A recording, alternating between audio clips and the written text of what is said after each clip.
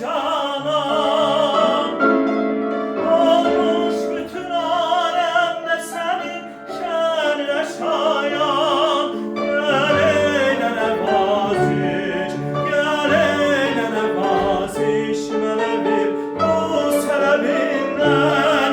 Çünkü güzelir bu sesini aşık esam. Çünkü güzelin bu sesini aşık esam. Söyle nedir bu adalar, kış ve bunayaz. Gider ay kız bu güzellik senede kalmaz. Yalgızam yalgız, yalgızam ay kız. Gel benim öhnete ola, san vefasız.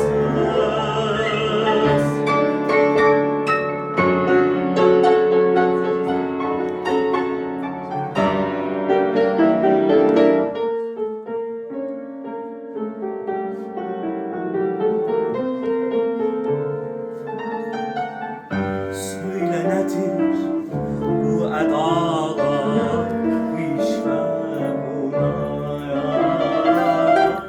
Gider ay kız bu güzellik